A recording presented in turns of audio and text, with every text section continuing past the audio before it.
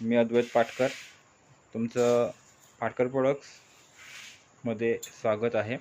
आज आपण पाहणार आहोत की पिठल्यासाठी पोळीत पीठ कसं तयार करतात। आपण खूप ट्रॅडिशनल पद्धतीने, पारंपरिक पद्धतीने पोळीत पीठ बनवतो।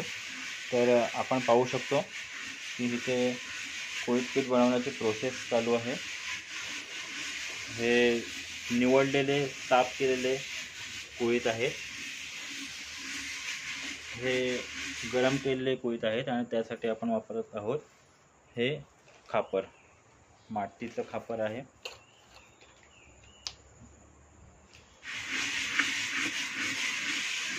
आणि हे कंटिन्युअस असं प्रकारे ढवळत राहावं लागतं।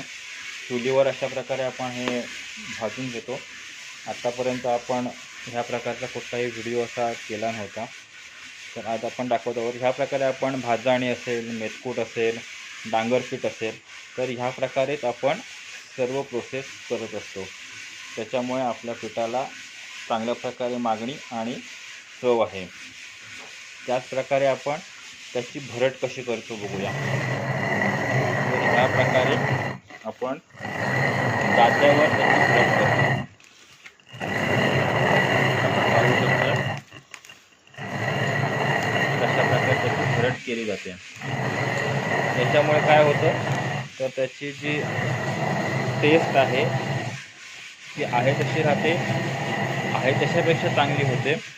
आणि आपलं पिठलं किंवा आपण त्याचा झुणका बनवणार असू, जे काही आपण त्या पोळीत पिठाचं करणार असू, तर त्याच्यामध्ये चांगल्या प्रकारे टेस्ट येते।